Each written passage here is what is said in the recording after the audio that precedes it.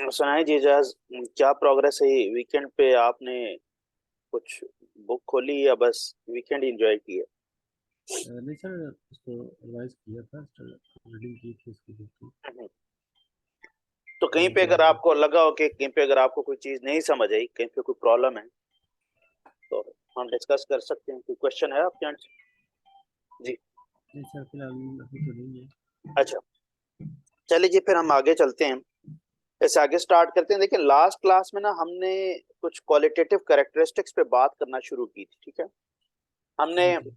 देखिए, हमने कहा था कि 8 चैप्टर हैं आपके फाइनेंशियल रिपोर्टिंग फ्रेमवर्क के, और फाइनेंशियल रिपोर्टिंग फ्रेमवर्क पे आने से पहले हम लोगों ने IAS 1 डिस्कस किया था, प्रेजेंटेशन ऑफ फाइनेंशियल स्टेटमेंट्स, ठीक है। जैसे मैंने जो मेजर जो आपको एक चीज बतानी थी, वो अदर कॉम्प्रिहेंसिव इनकम के बारे में, जो एक आम फहम या जो नॉर्मली एक कंफ्यूजन पाई जाती है, ठीक है, एक कॉमन मिसअंडरस्टैंडिंग है, वो जरा आपको बतानी थी। बाकी तो जाहिर है आप अकाउंट्स में काम कर रहे हैं, इतना थोड़ा बहुत तो आपको पता ही है, ठीक है, कि फाइनेंशियल स्टेटमेंट्स बनाई कैसे जाती है। तो अब उससे आगे जब हमने purpose of financial statement discuss किया, तो जाहिर है हमने प्राइमरी यूजर्स को देखा। प्राइमरी यूजर्स कौन है, ठीक है, और प्राइमरी यूजर्स को फिर किस तरह की इंफॉर्मेशन रिक्वायर्ड है, वो क्या एक्सपेक्ट करता है प्राइमरी यूजर, ठीक है, और क्यों रिक्वायर्ड होती है, ठीक। अब आ जाते हैं कि देखें, हम अब क्वालिटीज पे बात कर रहे हैं कि हमारी फाइनेंशियल इंफॉर्मेशन की क्वालिटीज क्या होनी चाहिए, ठीक है। और वो क्वालिटीज पे हम लोग क्यों बात कर रहे हैं, देखें, जो आपका प्राइमरी यूजर है, प्राइमरी यूजर को ताकि डिसीजन मेकिंग में आसानी रहे, ठीक है, ताकि उसकी डिसीजन मेकिंग में उसे कोई प्रॉब्लम ना हो, ताकि वो धोखा ना खा जाए, ठीक है, ताकि वो गलत डिसीजन ना कर बैठे, ठीक है, सही है जी।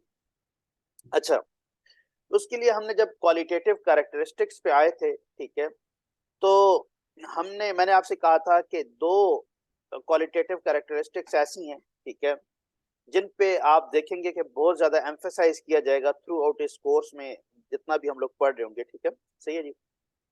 तो जी उनको तो फंडामेंटल कैरेक्टरिस्टिक्स के नाम से जानते हैं हम लोग, ठीक है। और वो क्या है जी? एक रेलेवेंस की क्वालिटी है, और दूसरी जो है वो फेयर रिप्रेजेंटेशन की है, ठीक है। तो अब याद रखें, रेलेवेंस में हमने कहा था कि कोई भी इस तरह की इंफॉर्मेशन जिसकी ओमिशन, जिसका मिसयूज या जिसको ऑब्सक्योर करने से जो डिसीजन मेकर है, जो primary user of the financial statement है, उसके डिसीजन की कंफर्मेटरी वैल्यू या प्रेडिक्टिव वैल्यू में अगर कोई चेंज आ जाए, तो वो इंफॉर्मेशन रेलेवेंट होगी, ठीक है। और रेलेवेंट के लिए हमने क्या कहा था, रेलेवेंसी के लिए, कि मटेरियलिटी का कॉन्सेप्ट जो है वो आपको पता होना जरूरी है, ठीक है। अब खाली चंद पैसों या 1 रुपए के बेसिस के ऊपर आप कहेंगे कि उसका डिसीजन चेंज हो जाएगा, तो वो तो नहीं होता ना, ठीक है, जी सही है। सर। तो मटेरियलिटी का कॉन्सेप्ट हमने कहा था कि आपकी जो इंफॉर्मेशन है वो मटेरियल कहलाएगी अगर उसकी ओमिशन, उसकी मिस स्टेटमेंट या उसको ऑब्सक्योर करने से, ठीक है, उसके डिसीजन के ऊपर कोई इम्पैक्ट आ जाए, ठीक है, primary user of the financial statement के, तो उसको हम लोग क्या कह रहे हैं कि वो मटेरियल मिस स्टेटमेंट है, ठीक है, सही। लाइक उसका जी सर। इम्पैक्ट इतना हो, ठीक है, सही है जी। अच्छा जी, जी अब आगे आ जाते हैं जी। नेक्स्ट जो हम लोगों ने एक और पढ़ा था, फेथफुल रिप्रेजेंटेशन का। फेथफुल रिप्रेजेंटेशन के 3 कंपोनेंट्स मैंने आपको बताए थे। मैंने कहा था कि एक तो इंफॉर्मेशन कंप्लीट होनी चाहिए, इनकम्प्लीट इंफॉर्मेशन नहीं होनी चाहिए। दूसरा हम लोगों ने कहा था कि अनबाइस्ड होनी चाहिए, न्यूट्रल, ठीक है, न्यूट्रल इंफॉर्मेशन होनी चाहिए, ठीक है, बायसनेस आपने नहीं शो करनी, आपने अपना इंटरेस्ट सामने नहीं रखना, ठीक है, आपने अपना प्रॉफिट अच्छा शो करने के लिए, अपनी परफॉर्मेंस अच्छी शो करने के लिए आपने डेप्रिसिएशन पॉलिसी ही चेंज कर दी, आपने डेप्रिसिएशन पॉलिसी चेंज करके डेप्रिसिएशन का एक्सपेंस रिड्यूस कर दिया, जिस वजह से आपका प्रॉफिट ओवरस्टेट हो गया। या अगर हम लोग बात कर लें कि प्रोविजंस, प्रोविजंस में हम लोग एस्टिमेट्स का यूज करते हैं, तो आपने प्रोविजंस का गलत इस्तेमाल किया, आपने प्रोविजन जानबूझकर कम क्रिएट कर दी ताकि आपकी लायबिलिटी और एक्सपेंस रिड्यूस हो जाए, जिससे आपका प्रॉफिट जो है वो ओवरस्टेट हो जाए, ऊपर चला जाए, ठीक है, सिर्फ अपनी परफॉर्मेंस अच्छी शो करने के लिए। देखिए, आप यहाँ पर बायसनेस नहीं रही, आप न्यूट्रल नहीं रहे, ठीक है, आप अनबायस्ड हो गए, राइट, ठीक है, आपने अनबायस्ड होके आपने ये काम किए। तो ये अब जो आपकी इंफॉर्मेशन होगी, ये अब अनबाइस्ड इंफॉर्मेशन या न्यूट्रल इंफॉर्मेशन नहीं कहलाएगी, ठीक है जी। सही है। और तीसरी चीज हमने कही थी फ्री फ्रॉम एरर, और फ्री फ्रॉम एरर में हमने एक बात की थी, ठीक है, कि देखिए फ्री फ्रॉम एरर में जो एक एक्यूरेसी का कॉन्सेप्ट है, ठीक है, कि आप कहें कि 100% एक्यूरेसी हो या बिल्कुल 100% परफेक्ट हो इंफॉर्मेशन, वो पॉसिबल नहीं। उसकी वजह यह है काफी सारी जगहों पर आपको जजमेंट्स, प्रोफेशनल जजमेंट और आपको अपने एस्टिमेट्स का यूज करना है। जिस तरह मैंने अभी आपको एग्जांपल दी डेप्रिसिएशन की या प्रोविजंस की, ठीक है, समटाइम्स आपको वो चॉइसेस दे देता है, ठीक है ना। तो देखिए वहां पर क्या है कि वहां पर फिर आप 100% परफेक्ट तो नहीं हो सकते ना। जहां पर आप एस्टिमेट की बात करें, ठीक है, जहां पर आप प्रोफेशनल जजमेंट की बात कर रहे हैं, तो आप वहां पर परफेक्शन की बात कैसे कर सकते हैं? बात समझ आ रही है जी? जी तो जी। इसी तरह, इसीलिए हम ये नहीं क्लेम करते कि फेथफुल रिप्रेजेंटेशन में अगर फ्री फ्रॉम एरर की बात कर रहे हैं तो वहां पर 100% परफेक्शन हो, लेकिन हम जो बात करें, ठीक है, वो ये बात करें कि जो भी प्रोसेस या डिस्क्रिप्शंस हैं उनमें कोई एरर नहीं होना चाहिए। अगर आप अपनी कोई भी प्रोफेशनल जजमेंट यूज कर रहे हैं तो उस जजमेंट के बैकएंड पे कुछ उसकी अप्रोप्रिएट बेसिस होनी चाहिए, जिसकी बेसिस पे आप वो जजमेंट यूज करें या जिन बेसिस पे आप एस्टिमेट क्रिएट करें, तो वो रीजनेबल बेसिस होनी चाहिए, राइट। अब वो कैसे होंगी आगे चल के देखेंगे जब हम प्रोविजन वगैरह की बात करेंगे या जब डिफरेंट स्टैंडर्ड में, ठीक है, सही है, ओके जी। जी। अब इसमें ये एक चीज, जी एक चीज जो, जी कुछ पूछना चाह रहे हैं आप? ये जी। जो प्रूडेंस है, exercise of prudence, hmm, prudence क्या चीज है? जी एक्सरसाइज ऑफ जी। प्रूडेंस। जी मैं इसी पे आने वाला था जी। बेसिकली क्या है कि देखें, एक प्रूडेंस का कॉन्सेप्ट शायद आपने पहले भी पढ़ा होगा अपनी, जब आप पहले आप स्टडी करते रहे हैं, ठीक है। अब प्रूडेंस का कॉन्सेप्ट क्या कहता है कि प्रूडेंस का कॉन्सेप्ट ये कहता है, अच्छा, और वो ये बात क्यों कर रहा है मैं अब आपको बताता हूँ, ठीक है। प्रूडेंस का कॉन्सेप्ट क्या कहता है? प्रूडेंस का कॉन्सेप्ट ये कहता है कि आपकी इनकम और आपके एसेट्स ये ओवरस्टेट, सॉरी अंडरस्टेट नहीं होने चाहिए, और जो आपकी लायबिलिटी है और जो एक्सपेंसेस हैं ये अंडरस्टेट नहीं होने चाहिए। देखें अब फॉर एग्जांपल हमने अभी क्योंकि ऊपर बात की ना कि आपको न्यूट्रल रहना है, या अगर आपको फ्री फ्री फ्रॉम एरर की बात करें, ठीक है, या कंप्लीट होनी चाहिए, तो अब होता क्या है, जिस तरह मैंने अभी थोड़ी देर पहले आपको एग्जांपल दी कि आपने जब जानबूझकर आपने बायस होकर और अपनी बायसनेस शो करते हुए आपने डेप्रिसिएशन एक्सपेंस रिड्यूस कर दिया, ऐसा ही है थ्रू डेप्रिसिएशन पॉलिसी या थ्रू मेकिंग प्रोविजंस। जी क्या ख्याल है जी? हाँ जी। जी जी। तो अब जब आपने अपना एक्सपेंस रिड्यूस कर दिया तो इसका इम्पैक्ट क्या आया? जाहिर है अनबाइस्ड हो गई इंफॉर्मेशन, ठीक है, अनबाइस्ड कह रहा हूँ, बाइस्ड हो गई इंफॉर्मेशन, न्यूट्रल नहीं रही। तो देखें वो प्रूडेंस में यही बात कर रहा है, और प्रूडेंस का कॉन्सेप्ट उसने इसीलिए इंट्रोड्यूस करवाया क्योंकि मैनेजमेंट या अकाउंटेंट्स अपनी परफॉर्मेंस अच्छी शो करने के लिए इस तरह के काम करते हैं। तो कहता है प्रूडेंस का जो कॉन्सेप्ट है, कहता है prudence is the exercise of caution when making judgements under conditions, ठीक है। जजमेंट्स की बात आ गई, उसने कहा ना कि जजमेंट्स जब आप बना रहे हो, जब आप जजमेंट्स कर रहे हो, ठीक है, तो अंडर कंडीशंस ऑफ अनसर्टेनिटी, जहां पर सर्टन नहीं है कोई अमाउंट, तो आप प्रूडेंस के कॉन्सेप्ट को जरूर जहन में रखें। जो क्या कहता है, वो कहता है कि आपके इनकम और आपकी एसेट्स ये अंडरस्टेट नहीं होने चाहिए, और आपकी जो लायबिलिटी और एक्सपेंसेस हैं ये आप, सॉरी, इनकम और एसेट्स ओवरस्टेट नहीं होने चाहिए, और इनकम और आपकी जो, सॉरी, एक्सपेंसेस और लायबिलिटी हैं ये अंडरस्टेट नहीं होने चाहिए, ठीक है। देखिए अगर कोई भी अकाउंटेंट है तो वो अपनी परफॉर्मेंस कैसे अच्छी शो करेगा?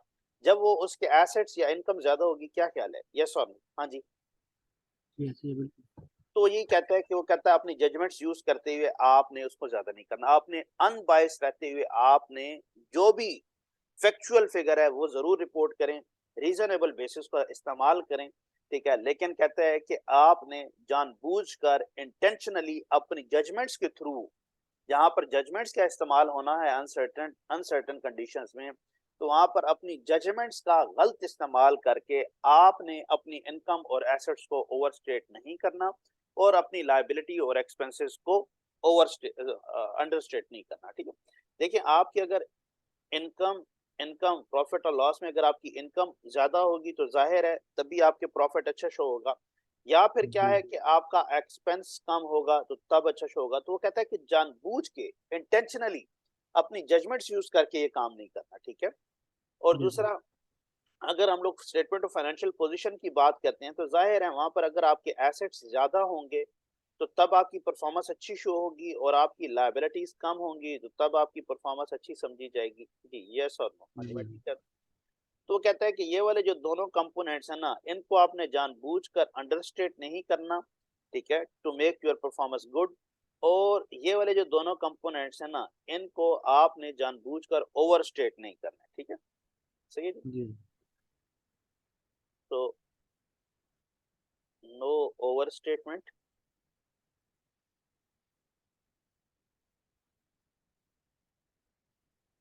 एंड नो अंडरस्टेट, ठीक है जी। लेकिन इसका मतलब अब ये भी नहीं है कि बीइंग एन अकाउंटेंट अगर आपने ओवर स्टेट नहीं करना तो आप अंडर स्टेट कर दें, ये भी उसने कहीं नहीं कहा। उसने क्या है कि आपने ओवर स्टेट नहीं करने इनकम और एसेट्स, और एक्सपेंसेस और लायबिलिटीज को आपने अंडर स्टेट नहीं करना जानबूझकर, ठीक है। ये प्रूडेंस का जी कॉन्सेप्ट कहता है, ठीक है जी, सही है। जी लेकिन उसने कहीं पर ये बात नहीं की कि अगर आपको ओवर स्टेटमेंट से मना कर रहा है तो आप अंडर स्टेट कर दो। अंडर स्टेट भी नहीं करना, आपने एक्चुअल फिगर्स पे रहना है जो एक रीजनेबल फिगर्स बनती है, ठीक है। इसी तरह अगर जी एक्सपेंसेस और लायबिलिटीज में अगर वो अंडर स्टेटमेंट से मना कर रहा है तो इसका मतलब ये नहीं है कि अब आप यहाँ पर आकर ओवर स्टेट करें। ओवर स्टेट भी नहीं करना, जो एक एक्चुअल फिगर्स होनी चाहिए वो फिगर्स आप रिपोर्ट करेंगे, राइट जी। ये बात समझ आ गई, जी जी ठीक है, जी जी अनबायस्ड रखिए। तो इसीलिए जब उसने फेथफुल रिप्रेजेंटेशन की बात की तो उसने प्रूडेंस की जो एक्सरसाइज है, जो प्रूडेंस का कॉन्सेप्ट है, उसका हवाला यहाँ पे साथ में दिया है कि आप जरूर प्रूडेंस को लाजमन कंसिडर करें, ठीक है जी, सही है। जी जी यहाँ तक कोई मसला परेशानी? नहीं तो देखिए, रेलेवेंस के लिए उसने आपको मटेरियलिटी का कॉन्सेप्ट उस पर उसने फोकस कराया आपका, कि जब आप रेलेवेंस को कंसिडर करें तो साथ में मटेरियलिटी को जरूर देखें। और जब आप फेथफुल रिप्रेजेंटेशन के ऊपर बात कर रहे हैं तो उस टाइम पे आप क्या करें, आप प्रूडेंस को साथ में जरूर कंसिडर करें, राइट, ठीक है। जी जी अच्छा जी, क्योंकि मैंने आपको बताया कि आपको कोर्स में ये टाइम टाइम टू टाइम आपको इनसे वास्ता पड़ेगा, ठीक है, रेलेवेंस और फेथफुल रिप्रेजेंटेशन से। हम देखेंगे स्पेशली आपके क्वेश्चन जब हम लोग अटेम्प्ट करेंगे तो वहाँ पे हम लोग डिफरेंट कॉन्टेक्स्ट में देखेंगे। और उसका, बल्कि हमने ऊपर देखा कि वो स्पेसिफिकली सेक्शन ए में आपसे पूछता है इसके ऊपर, ठीक है, आपके रिपोर्टिंग फ्रेमवर्क में से और एथिकल कंसिडरेशन में से आपको क्वेश्चन उठा कर देते हैं, ठीक, सही है। जी अच्छा, वो देगा क्या, वो अब ऐसे नहीं है कि वो आपसे जस्ट पूछ लेगा जी बताएं कि क्वालिटेटिव कैरेक्टरिस्टिक्स कौन कौन सी। वो पता है क्या करेगा, वो आपको एक सिनेरियो देगा, सिनेरियो में कहीं पे हो सकता है कहीं पे कोई नॉन कंप्लायंस हो रही हो या कंप्लायंस हो रही हो, ठीक है, किसी एक पर्टिकुलर स्टैंडर्ड की। वो आपसे कहेगा आप जी बताएं जी कि फाइनेंशियल रिपोर्टिंग फ्रेमवर्क के ऊपर इसके क्या असरात मुरतब होंगे, या फाइनेंशियल रिपोर्टिंग फ्रेमवर्क का कौन सा कंपोनेंट है जो इसकी वजह से इफेक्ट होगा, ठीक है, ये बात समझ आ गई। तो उस जी केस में जी फिर अब आपको फाइनेंशियल रिपोर्टिंग फ्रेमवर्क पता होगा तो शायद आप किसी अच्छी पोजीशन में होंगे, आप उसको ज्यादा बेहतर उसका इस्तेमाल कर पाएंगे, ठीक है। जी अच्छा जी, तो उसके लिए आपको स्टैंडर्ड का नॉलेज होना भी जरूरी है और रिपोर्टिंग फ्रेमवर्क का नॉलेज भी होना जरूरी है, ठीक है। अच्छा, अब आ जाते हैं जी जी फर्दर आगे, एनहांसिंग क्वालिटेटिव कैरेक्टरिस्टिक। अब ये कुछ एडिशनल कैरेक्टरिस्टिक्स हैं जो उसने बताई हैं। हमने फंडामेंटल कैरेक्टरिस्टिक्स के ऊपर बात की है, ठीक है, कौन कौन सी थी, रेलेवेंस, और हमने बात कर ली फेथफुल रिप्रेजेंटेशन। अब हम लोग बात कर लेते हैं जी क्वालिटेटिव, एनहांसिंग क्वालिटेटिव कैरेक्टरिस्टिक, जो क्या करती हैं जी, क्वालिटी को एनहांस करती हैं, इंक्रीज करती हैं, जिसमें कंपेरेबिलिटी का कॉन्सेप्ट है, वेरीफाइबिलिटी, टाइमलीनेस और अंडरस्टैंडेबिलिटी। कंपेरेबिलिटी तो ये है कि आपको मैं इसका कॉन्सेप्ट दे देता हूँ कि आपने कंपैरेटिव्स बनाते हैं, जब फाइनेंशियल स्टेटमेंट्स बनाते हैं तो कंपैरेटिव का कॉन्सेप्ट पता है कि क्या होता है, कि जब हम करंट ईयर की फिगर्स रिपोर्ट करते हैं तो साथ में हम लोग लास्ट ईयर की रिपोर्ट्स भी रिपोर्ट कर रहे होते हैं, ठीक है। तो कहता है कि जी आपकी इंफॉर्मेशन ऐसी होनी चाहिए जो कि कंपेरेबल हो, जिसको इजीली कंपेयर किया जा सके, ठीक है, सही है। तो ये मैंने जस्ट आपको एक एग्जांपल दी है। कंपेरेबल का मतलब ये है कि अब इंडस्ट्री में जो फर्दर आपकी जो डिफरेंट कंपेटिटर्स हैं, अगर आप उनके साथ कंपेयर करना चाहें, लास्ट ईयर्स के साथ कंपेयर करना चाहें, तो आप उस इंफॉर्मेशन को कंपेयर करना आपके लिए आसान, राइट, ठीक जी जी है। डिसीजन मेकर्स ने इन्हीं चीजों के ऊपर ही वो आपकी जो इंफॉर्मेशन, आपकी प्रोवाइडेड इंफॉर्मेशन का कंपैरिजन करके वो डिसीजन मेकिंग करते हैं, ठीक है। जी वेरीफाइबिलिटी, देखिए आपकी कोई भी ट्रांजैक्शन है ना, वो किसी न किसी डॉक्यूमेंट से स्टार्ट होती है, ठीक है। कोई भी ट्रांजैक्शन ऐसी हवा में नहीं होगी, ठीक है, उसकी सपोर्टिंग, उसकी बेसिस जरूर होती है, ठीक है। तो एट द एंड वो कहता है कि आपकी कोई भी अगर ट्रांजैक्शन आपने रिकॉर्ड किया, कोई भी इंफॉर्मेशन दे रहे हैं, तो वो वेरीफाइबल होनी चाहिए, ठीक है।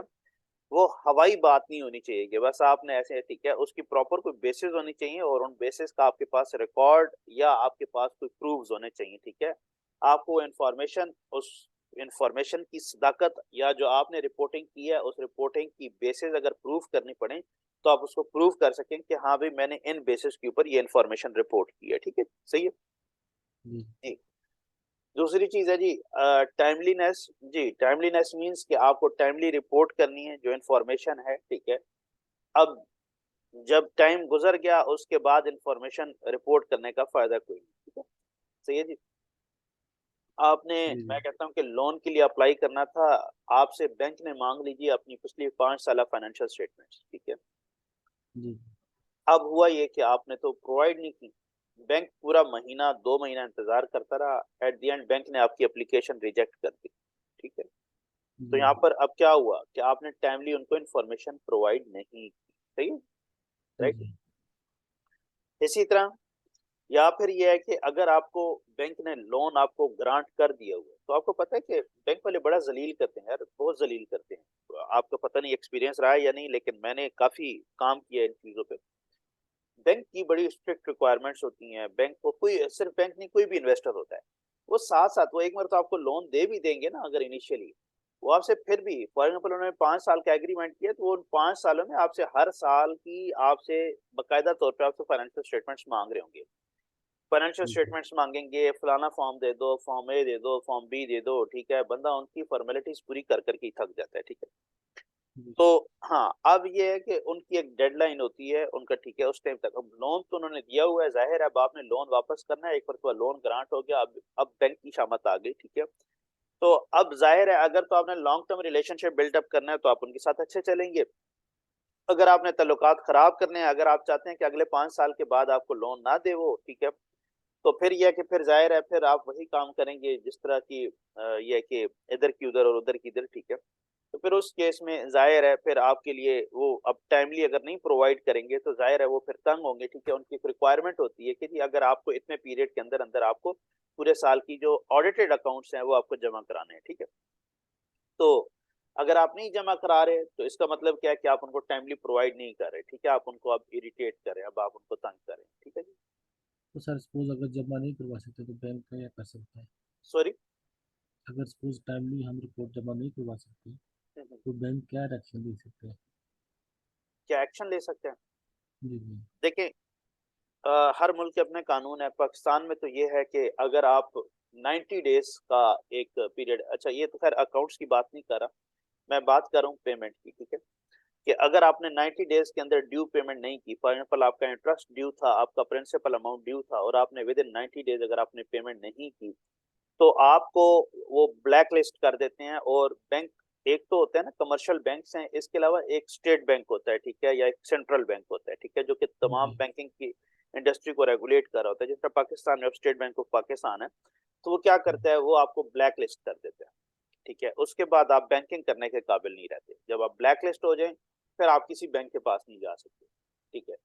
तो जो जी सवेयर एक्शन है वो ये है, लेकिन इस ब्लैक लिस्ट से पहले भी दो लिस्ट होती हैं, ठीक है। तो 30 डेज और 60 डेज की, जब ड्यू डेट हुई, ड्यू डेट के 30 डेज के अंदर आपने पेमेंट नहीं की, उसके लिए एक लिस्ट मौजूद है। फिर उसके बाद अगर आपने 60 डेज के अंदर पेमेंट नहीं की तो फिर उसके लिए भी एक लिस्ट मौजूद है। और जब आप 90 डेज के अंदर पेमेंट नहीं करते तो फिर तो सीधी सीधी ब्लैक लिस्ट है, ठीक है। ये उस जी केस में है जब आप पेमेंट नहीं कर रहे। अगर आप नॉन कंप्लायंसेस कर रहे हैं, ठीक है, फॉर्मेलिटीज की, तो जी उसमें नॉर्मली कुछ इस तरह का वो strict hard and fast rule नहीं है। लेकिन उसमें क्या होता है, उसमें आपके ताल्लुकात खराब होते हैं बैंकिंग इंडस्ट्री में।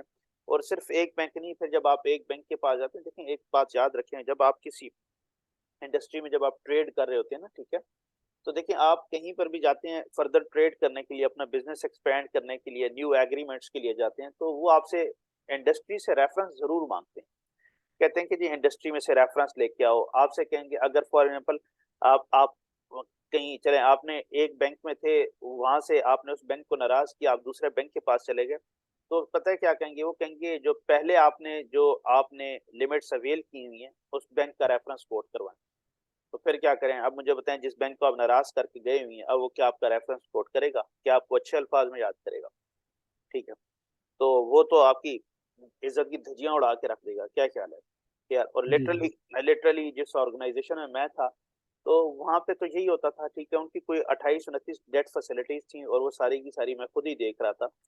तो वहां पर सबसे बड़ी जो एक मुसीबत खाना होता था वो यही होता था, ठीक है, कि एक तो अकाउंट्स टाइमली, हमारे अकाउंट्स कभी टाइमली प्रिपेयर ही नहीं हुए थे, फिर अगर हो जाते ऑडिट उनका टाइमली नहीं होता था, ऑडिट हो जाता था, लाइक उसमें जो फिगर्स हैं उनको मैनिपुलेट इतना किया जाता था तोड़ मरोड़ के, और लिटरली तो लाइक काफी ज्यादा वो एक करने की कोशिश करते थे। तो उनकी तकरीबन कोई मेरे ख्याल से ये जो मैंने आपको बताया 28-29 डेट फैसिलिटीज थी, ये कुछ डिफरेंट बैंक्स के साथ चल रही। तो हर बैंक में वो बदनाम थे, हर बैंक में वो बदनाम थे। किसी बैंक ने उनको अच्छे अल्फाज में कोई बैंक नहीं याद करता था कि हाँ यार ये बहुत अच्छे हैं, ये बड़ी अपनी कंप्लायंसेस पूरी कर रहे हैं। ठीक है, तो ये जो जी डॉक्यूमेंटेशन जी। होती है ना कि ऑडिट अकाउंट्स दे देना, ये सारी चीजें, ये बेसिकली बैंक के एंड से उनकी रिक्वायरमेंट होती है कि वो साथ साथ क्या कर रहे होते हैं। उनके जो क्रेडिट कंट्रोल डिपार्टमेंट होते हैं, वो आपकी जो क्रेडिट लिमिट्स हैं और जो आपकी फर्दर एक्सटेंशन हैं लोन की, या फिर साथ साथ आपकी जो फाइनेंशियल पोजीशन है उसको मॉनिटर कर रहे होते हैं। ठीक है, ताकि उन्हें पता हो। लेकिन क्रेडिट कंट्रोल डिपार्टमेंट का यही काम है ना, उसने अपने क्या करना है, क्रेडिट कंट्रोल मेंटेन करना है। और वो क्रेडिट कंट्रोल कैसे मेंटेन करेगा? इसी तरह मेंटेन करेगा। जरूरी तो नहीं है ना, पिछले 5 सालों में अगर एक ऑर्गेनाइजेशन बड़े अच्छे रिजल्ट जनरेट कर रही थी और अभी हमसे वो लोन लेने आए, तो लोन लेके तो उनकी जो परफॉर्मेंस है वो वैसी की वैसी रही, हो सकता है अगले 2 सालों में 3 सालों में उनकी परफॉर्मेंस गिर जाए। ठीक है, तो जो बैंक्स होते हैं वो इस चीज को जरूर कंसिडर करते हैं, ठीक है, इस तरह की क्रेडिट फैसिलिटीज को और इन सारी चीजों को। तो जी जी। बहरहाल बात हो रही थी टाइमलीनेस को और आपके क्वेश्चन पे बात आई, तो मैंने आपको बता दिया, ठीक है, कि अगर आप डॉक्यूमेंट्स टाइमली नहीं प्रोवाइड करें तो उसका कोई सिवियर एक्शन आप पे नहीं आ सकता, लेकिन जो बैंक के जो मैनेजर्स होते हैं जिन्होंने आपको ये अप्लाई करवाया होता है, जिनके पास या होते हैं रिलेशनशिप मैनेजर्स होते हैं, ठीक है, जी या जो रेलेवेंट बैंक्स होते हैं, उनके ऊपर समटाइम्स सख्ती आ जाती है। ठीक है, जो उनके ऑडिट डिपार्टमेंट्स हैं, अपने इंटरनल ऑडिट डिपार्टमेंट्स हैं, उनके जो कंप्लायंस के डिपार्टमेंट्स हैं, ठीक है, तो वो उनको बहुत ज्यादा पुश करते हैं, और फिर उसकी वजह से जाहिर है फिर बैंक में जो जिन लोगों ने आपको लोन दिलवाया होता है, ठीक है, तो उनकी परफॉर्मेंस पे क्वेश्चन मार्क्स क्रिएट होने होने शुरू हो जाते हैं आपकी वजह से। ठीक है, वो फिर आपसे नाला हो जाए, वो फिर आपसे नाराज हो जाते हैं कि यार आप जो है खुद तो जैसे भी हैं, आप जो है हमें भी यहाँ से बैंक से निकलवा के छोड़ें। ठीक है, तो देखिए, क्योंकि वो जी। फिर होता है, उनकी ग्रेडिंग होती है, एम्प्लॉइज हैं वो भी बैंक के एम्प्लॉइज, उनकी ग्रेडिंग होती है, उनकी स्कोरिंग होती है, उनकी इन्हीं चीजों पे हो रही होती है। ठीक है, तो ये फैक्टर्स हमेशा मौजूद होते हैं। सही है जी। जी अच्छा जी। जी, फिर आया थी जी अंडरस्टैंडेबिलिटी पे। अंडरस्टैंडेबिलिटी मींस कि आपकी इन्फॉर्मेशन ऐसी होनी चाहिए कि जो कि अंडरस्टैंडेबल हो, ठीक है, इजी टू अंडरस्टैंड हो। आपकी वर्डिंग्स जो हैं, जो आपने रिपोर्टिंग की है, वो रिपोर्टिंग जो है कोई बहुत ज्यादा टेक्निकल नहीं होनी चाहिए, इतनी हो जो कि एक आम इन्वेस्टर को इजीली समझ आ जाए। ठीक है, तो इसके लिए एक नॉर्मल जो एक अंडरस्टैंडिंग है, वो अंडरस्टैंडिंग ये है कि जो इन्वेस्टर है उसको फाइनेंशियल स्टेटमेंट्स का कुछ बेसिक हद तक कुछ ना कुछ नॉलेज जरूर है, राइट? तो वो जी अजम्पशन सामने रखते हुए आपने एक रीजनेबल वर्डिंग यूज करनी होती है। ठीक है, अच्छा जी, आए जी आगे, ये जरा कंपेरेबिलिटी के ऊपर इसने कुछ बात, इसने डेफिनेशन आपको बताई है, इसको जस्ट आप थोड़ा सा रीड आउट कर लीजिएगा। ठीक है, सही है जी। अगर इसमें कोई चीज अगर आपको ना समझ आए तो वो मुझसे आप जरूर पूछ लीजिएगा। ठीक है, ठीक है। अच्छा, इसमें जरा देख ले, मैं आपको चलो थोड़ी सी चीजें बताता जाता हूँ कि the disclosure of material accounting policies is particularly important here. अच्छा, users must be able to distinguish between different accounting policies in order to be able to make a valid comparison of similar items in the accounts of different entities. हम आगे चलकर पढ़ेंगे कुछ accounting policies के बारे में, कुछ accounting standards के बारे में बात करेंगे। ठीक है, तो जहां पर आपको क्या होता है, आपको डिस्क्लोजर्स देने होते हैं। फॉर एग्जांपल देखें, अगर आपका कंपैरिजन कोई इन्वेस्टर करने जा रहा है, आपकी डेप्रिसिएशन है और आपके कंपेटिटर ने डेप्रिसिएशन चार्ज किया, तो हो सकता है कि आप डेप्रिसिएशन स्ट्रेट लाइन बेसिस पे कर रहे हो, आपका कंपेटिटर जो है वो रिड्यूसिंग बैलेंस को फॉलो कर रहा हो। तो देखिए, इसके लिए फिर आपको क्या है कि आपको ये जो अपनी डेप्रिसिएशन की पॉलिसी है, इसका डिस्क्लोजर जरूर देना है, ताकि जो कंपैरिजन करने वाला शख्स है, इन्वेस्टर, उसको, ताकि ये पता हो कि आपकी अकाउंटिंग पॉलिसी और जो दूसरा आपका कंपेटिटर है, आप दोनों की अकाउंटिंग पॉलिसीज में चेंज है, डिफरेंस है, राइट? बात समझ आ गई जी। जी जी। और अगर आप कोई अकाउंटिंग पॉलिसी में चेंज लेके आते हैं, the change is applied retrospectively so that the results from one period to the next can still be usefully compare, ठीक है? तो आप उसको रेट्रोस्पेक्टिवली आप उस अकाउंटिंग पॉलिसी का चेंज लेके आते हैं, ठीक है? अब रेट्रोस्पेक्टिव और प्रोस्पेक्टिव ये चेंज कैसे आएंगे, इसके ऊपर भी हम लोगों ने एक स्टैंडर्ड पढ़ना है जिसको बोलते हैं IAS 8, ठीक है? Changes in accounting policy and accounting estimate, सही है? तो वहां पर हम जी चलकर इसके ऊपर बात भी करेंगे कि अगर आपकी अकाउंटिंग पॉलिसी है कोई, ठीक है, और हम वहां पे चल के इस चीज को फर्दर डिटेल में पढ़ेंगे, ठीक है, कि उसका रेट्रोस्पेक्टिव इम्पैक्ट कैसे आता है और प्रोस्पेक्टिव इम्पैक्ट हमने उसको कैसे लेना होता है, वो मैं आपको पढ़ाऊंगा इंशाल्लाह नेक्स्ट चैप्टर में, है मेरे ख्याल से आइए से, ठीक है? ओके जी। जी तो comparability is not the same as uniformity, ठीक है? मतलब अब ये चीज नहीं, कंपेरेबिलिटी का मतलब यूनिफॉर्म चीजें नहीं है, ठीक है? सिर्फ ये है कि एटलीस्ट जो इन्वेस्टर है, अगर वो कंपैरिजन कर रहा हो तो उसको पता है, वो जरूरी है कि उसने स्ट्रेट लाइन बेसिस को स्ट्रेट लाइन बेसिस के साथ ही कंपेयर करना है, उसने डेप्रिसिएशन को डेप्रिसिएशन के साथ कंपेयर करना है। हाँ, मेथड चेंज हो सकता है, लेकिन उसको पता होना चाहिए कि हाँ यार, इसका मेथड ये है और इसका मेथड ये वाला है, ठीक है जी, सही है? So accounting policies should be changed if the change will result in information that is reliable and more relevant, or where the change is required by an IFRS, ठीक है? तो अकाउंटिंग पॉलिसी में अगर तो IFRS कोई standard की तरफ से अगर कोई चेंज की रिक्वायरमेंट है, फिर तो आपने करनी है, बट इन केस अगर स्टैंडर्ड के एंड से या स्टैंडर्ड आपको चेंज का नहीं भी कहता, तो आपने अकाउंटिंग पॉलिसी को चेंज कर लेना है अगर आपको लगता है कि अकाउंटिंग पॉलिसी का चेंज करना आपके जो यूजर ऑफ फाइनेंशियल स्टेटमेंट है उसको ज्यादा रिलायबल और रेलेवेंट इंफॉर्मेशन प्रोवाइड करेगा, ठीक है? सही है? जी जी। अच्छा जी। नेक्स्ट आ जाती है इसी तरह वेरीफाइबिलिटी, ये मैंने आपको इस पे थोड़ा बता दिया, जस्ट ये डेफिनेशंस हैं, पढ़ लीजिएगा इसको, ठीक है? कि क्या मतलब है, जिस तरह नॉर्मली हम पहले बात कर रहे थे, ठीक है, कि इसी तरह जब ऑडिट वगैरह होता है तो ऑडिट के लिए आपको सारे प्रूफ देने पड़ते हैं ना, तो कहने का मतलब ये है कि वो जितनी भी आपने रिपोर्टिंग की है ना, वो वेरीफाइबल होनी चाहिए, ठीक है? जी ठीक है। अच्छा जी, टाइमलीनेस, इसके ऊपर हम लोग बात कर चुके हैं। There is balance between timeliness and the provision of relevant information. ऐसा नहीं है ना कि आप टाइमलीनेस के चक्करों में आप क्या करें, जो उसकी क्वालिटी है उसको रिड्यूस कर दें, ठीक है? तो आपने क्वालिटी जी मेंटेन करते हुए आपने टाइमलीनेस को सामने रखना है, राइट जी? सही है, चलिए जी तो जी। क्या हो गया भाई? अच्छा,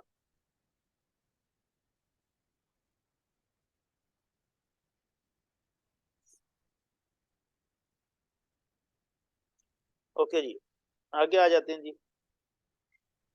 अंडरस्टैंडेबिलिटी का मैंने थोड़ा सा आपको बता दिया, ठीक है, कॉन्सेप्ट दे दिया क्या है अंडरस्टैंडेबिलिटी, ठीक है? कि क्या होना चाहिए, हम अज्यूम ये करते हैं कि रीजनेबल नॉलेज ऑफ बिजनेस और इकोनॉमिक एक्टिविटीज है वो ऑलरेडी यूजर के पास है, राइट? इसके लिए एक जी एग्जांपल है, इस एग्जांपल को जरा देखें। कहते हैं discuss whether the classification of the loan as a current liability is correct and whether it provides useful information to investors. अच्छा, उसके लिए जरा हमें ये थोड़ी सी पढ़नी पड़ेगी, जो कुछ 5-7 लाइनें इसने लिखी हैं। कहते हैं sky company has a long term loan facility with SB bank, okay fine. The amount borrowed under the loan facility is material to the financial statements of Sky Company. Okay. Under the terms of the loan facility, outstanding amounts are due to be repaid in February 20x8. ठीक है जी? तब February 20x8 में outstanding amounts आपने पे करनी है, unless the facility is rolled over as agreed with bank. rolled over का मतलब क्या है जी? बैंक unless के बैंक आपकी वो जो facility है उसको extend कर देता है, ठीक है जी? सही है? जी। तो फिर आपको आउटस्टैंडिंग अमाउंट्स नहीं पे करनी पड़ेंगी, ठीक है? जो प्रिंसिपल अमाउंट्स हैं आपको वो नहीं पे करनी पड़ेंगी, सही है? अच्छा जी, द जी directors of sky company intend to repay amounts outstanding by February 20x8 जी, उनकी इंटेंशन है कि वो इसको पे कर देंगे, सेटल कर देंगे। हाउएवर एज अ प्रिकॉशन, वो अपने आप को सेफ साइड पे रखते हुए on 20th of December 20x7, ठीक है, लाइक तकरीबन 2-2.5 महीने पहले, the directors of Sky Company agreed with SB Bank that it could choose to roll over the loan facility for a further 12 months, ठीक है? ऑप्शन उन्होंने ले लिया कि जी हमें इख्तियार, उनको राइट मिल गया आपकी कंपनी को, ठीक है, कि क्या है कि ये जो बैंक है, ठीक है, उन्होंने बैंक के साथ एग्री किया कि ये जो फैसिलिटी है इसको फर्दर 12 मंथ्स के लिए रोल ओवर जो है वो करा लेंगे, ठीक है। लाइक पॉसिबिलिटी होगी, इट कुड चूज, ठीक है, ये चूज कर जी सकते हैं, so that repayment of any outstanding amount would be deferred to February 20X9, ताकि वो जो रीपेमेंट है अमाउंट की उसको ताकि फर्दर जो है डेफर कर दिया जाए, उसको डिले कर दिया जाए, कब तक जी, 1 साल और, ठीक है, February जी 20X9 तक।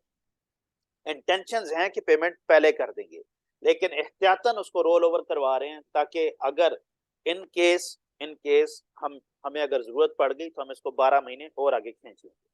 Okay, at the reporting date of 31 December 20X7, अब रिपोर्टिंग डेट पे क्या होगा, Sky company classified the loan as a current liability reflecting the intention to settle the loan in February 20X8, ठीक है जी। उन्होंने अपनी intention ये जाहिर, इस इंटेंशन की बेसिस पे करंट लायबिलिटी शो कराई कि हमने February 20X8 से पहले पहले हम लोगों ने पेमेंट कर देनी, ठीक है, इस इंटेंशन की बेसिस पे।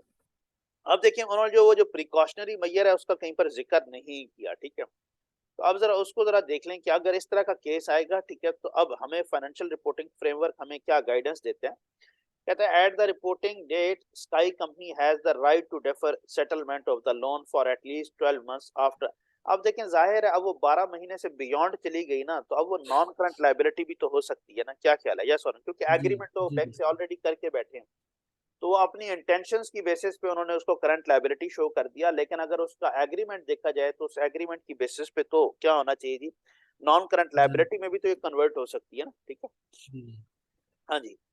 तो अब उस केस में क्या है, कहता है after the end of the reporting period in fact until February 20X9, ठीक है।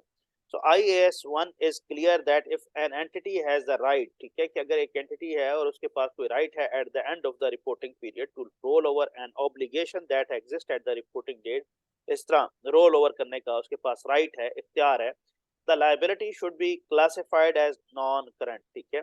कि लायबिलिटी फिर आपने क्या करनी है, आपने लायबिलिटी को नॉन करंट लायबिलिटी रिकॉर्ड करना है, आपने करंट लायबिलिटी रिकॉर्ड नहीं करना, जी ठीक है। Even if the settlement would, ठीक है, otherwise be due in A shorter period, बेशक आपकी इंटेंशन है कि आपने उसको सेटल कर देना है, लेकिन राइट नाउ आपने एग्रीमेंट भी किया हुआ है, आपके पास इख्तियार भी है, तो अभी आप उसको नॉन करंट लायबिलिटी शो करेंगे। हाँ, जब उसको सेटल कर देंगे तो बस ठीक है, सेटल कर देंगे, दैट्स इट, बात खत्म होगी, ठीक है, नॉन करंट जी लायबिलिटी खत्म कर देंगे, ठीक जी। ओके जी, क्योंकि नॉन करंट लायबिलिटी ना अल्टीमेटली आपकी गियरिंग लेवल पे आती है, इसको फाइनेंशियल रिस्क भी बोलते हैं, आगे चल के इसको पढ़ेंगे, ठीक है। अच्छा जी। जी okay, so IAS1 states that the classification as a current is unaffected by the likelihood of Sky company exercising its right to roll over the loan facility, ठीक है जी। कि वो क्या है जी, अब अगर वो जो उसका राइट है, जो उसके पास इख्तियार है स्काई कंपनी का लोन फैसिलिटी को जी रोल ओवर करने का भी, ठीक है, कहते हैं कि जी क्लासिफिकेशन जो आपने की हुई है ना, जो आपने करंट लायबिलिटी में जो आपने उसको क्लासिफाई किया हुआ है, ठीक है, कहते हैं कि वो इस चीज से अनअफेक्टेड है, ठीक है, उसके ऊपर इसका कोई इम्पैक्ट नहीं कि आप के चांसेस क्या हैं, ठीक है, सही है ना, कि आपके चांसेस क्या हैं, ठीक है, रोल ओवर करने के, ठीक है, अगर है तो फिर तो उसने ऊपर एक क्लियरली क्लियरली देखिए दो डिफरेंट पैराज है ना, ठीक है, 73 पैरा क्या कह रहा है, क्लियर इंस्ट्रक्शंस दे रहा है कि भाई आपके पास इख्तियार मौजूद है, आपके पास इख्तियार मौजूद है तो आप उसको नॉन करंट लायबिलिटी में शो करेंगे। लेकिन अगर जी आप आ जाएं 75A आपसे क्या कहेगा, 75A कहता है कि जी classification as current is unaffected, ठीक है, कि जो क्लासिफाई आप कर चुके हैं, ठीक है, वो अनअफेक्टेड रहेगी जी। आपके जो रोल ओवर होने के चांसेस हैं, ठीक है, जो आपके एक्सरसाइज करने के उसकी जो likelihood of sky company exercising it's right, ठीक है, राइट को एक्सरसाइज करने के जो चांसेस हैं, उन चांसेस की वजह से आपकी जो करंट लायबिलिटी है वो अनअफेक्टेड रहेगी, उसका कोई इम्पैक्ट नहीं आना चाहिए, ठीक है। देयरफॉर वेदर और not the directors intend to repay the loan in February 20X8 is irrelevant in determining whether the loan should be classified as current or non-current, ठीक है। तो इस चीज का कोई इसकी क्लासिफिकेशन के ऊपर इम्पैक्ट नहीं आएगा, किस चीज का, जो डायरेक्टर्स की इंटेंशन है, पेमेंट की intention. What matters is whether Sky company has the right at the reporting date to roll over the loan। जो चीज मैटर करेगी वो क्या मैटर करेगी कि आपके पास इख्तियार मौजूद है, ठीक है, तो आपको क्या करना है, therefore the loan should be classified as a non current at 31st December 20X7, right, सही है। लेकिन अब इसमें कॉन्सेप्चुअल फ्रेमवर्क फर्दर जो इसमें चीजें बता रहे हैं ये भी जरूर आपके लिए इसलिए पढ़ रहा हूँ क्योंकि हमने भी फाइनेंशियल रिपोर्टिंग फ्रेमवर्क पढ़ा है ताकि आपको थोड़ा सा केस है, ठीक है। According to the conceptual framework useful information is both relevant and faithful representation. हमने भी बात की फंडामेंटल कैरेक्टरिस्टिक्स हैं आपकी कॉन्सेप्चुअल फ्रेमवर्क के of the underlying transaction or even useful information helps the primary user of financial statements make decisions about providing resources to the entity। हम इस पे पहले भी बात कर चुके थे क्या रिसोर्सेज प्रोवाइड करने होते हैं, जाहिर है इन्वेस्टमेंट ही होती है, पैसा देना होता है।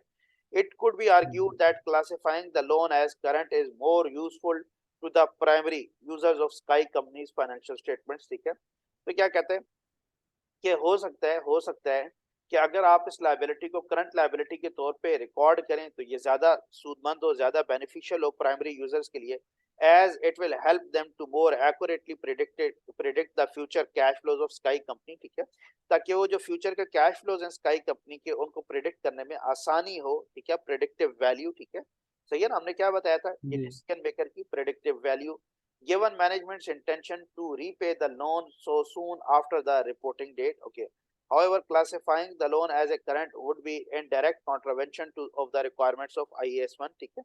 अब क्या है कि डायरेक्टली कॉन्ट्राडिक्ट करती है अगर आप इसको करंट लायबिलिटी में रिकॉर्ड करते हैं, लेकिन अगर आप रिपोर्टिंग फ्रेमवर्क को देखें तो हो सकता है, मे बी नॉट नेसेसरी, जरूरी नहीं है, लेकिन हो सकता है प्राइमरी यूजर के लिए ज्यादा सूदमंद हो, ज्यादा बेनिफिशियल हो अगर आप इसको करंट लायबिलिटी में रिकॉर्ड करेंगे। तो IAS 1 and is so not permitted as the conceptual framework does not override any individual IFRS standard। तो याद रखना है कि आपने जब तक कोई स्टैंडर्ड मौजूद है उस स्टैंडर्ड की गाइडेंस को आपने कॉन्सेप्चुअल फ्रेमवर्क से ओवरराइड नहीं करना। अगर स्टैंडर्ड मौजूद है तो पहले आपने क्या करना है, आपने स्टैंडर्ड की एप्लीकेशन पे जाना है, देन अगर स्टैंडर्ड की गाइडेंस मौजूद नहीं है फिर आप कॉन्सेप्चुअल फ्रेमवर्क पे चले जाएं, राइट। लेकिन अगर एक ही जगह पे कॉन्सेप्चुअल फ्रेमवर्क की भी गाइडेंस मौजूद है और रिपोर्टिंग स्टैंडर्ड की भी गाइडेंस मौजूद है तो आप किस चीज को प्रेफर करेंगे, आप रिपोर्टिंग स्टैंडर्ड को प्रेफर करेंगे। और इसको हमने आगे चल के मैं बताऊंगा आपको, आप देखेंगे तजाद भी आएगा, ठीक है। जो स्टैंडर्ड है और जो कॉन्सेप्चुअल फ्रेमवर्क की गाइडेंस है दोनों में कॉन्फ्लिक्ट नजर आएगा आपको, लेकिन आप वहां पर चल के देखेंगे कि हम वहां पर प्रेफर स्टैंडर्ड को ही करेंगे, ठीक है। Therefore, in order for this information to be useful to Sky companies, investors, and other stakeholders, additional disclosure should be given in the notes about the loan facility, the expected timing of settlement, and the impact of Sky company financial position। तो देखिए आप अब बेशक उसको current non current liability के तौर पे लिखें अपनी फाइनेंशियल स्टेटमेंट्स में एज IAS 1 जो आपको अलाउ करते हैं उसको फॉलो करें, लेकिन आप अपनी एक्सपेक्टेशंस का डिस्क्लोजर जरूर दे दें, ठीक है। क्यों कि अब हम क्या कह रहे हैं, क्योंकि शेयर होल्डर्स के लिए या जो इन्वेस्टर्स हैं उनके लिए हो सकता है बेनिफिशियल हो कि आप उसको करंट लायबिलिटी में जब रिकॉर्ड करें, तो आप करंट लायबिलिटी में रिकॉर्ड तो कर नहीं सकते, तो आप उसका डिस्क्लोजर दे दें, क्योंकि करंट लायबिलिटी में तो आपको IAS 1 मना कर रहा है कि नहीं रिकॉर्ड करो, आप इसको नॉन करंट लायबिलिटी में ले जाओ। तो फिर आप क्या करें, वो तो नॉन करंट लायबिलिटी में लिखें लेकिन साथ में एक डिस्क्लोजर ऐड कर दें कि जी हमारी ये इंटेंशन है। बात समझ आ गई, ठीक है। Okay, the potential need to provide this disclosure is acknowledged in IAS 1, ठीक है जी, सही है जी। तो इस तरह के डिस्क्लोजर को जो है वो IAS 1 जो है वो एक्सेप्ट करता है और एक्नॉलेज भी करता है, कोई इशू नहीं, राइट। अच्छा जहाज हमारा लास्ट मिनट स्टार्ट हो गया, मैं आपको लिंक शेयर करता हूँ, प्लीज जरा ज्वाइन करने, ठीक है, थैंक यू।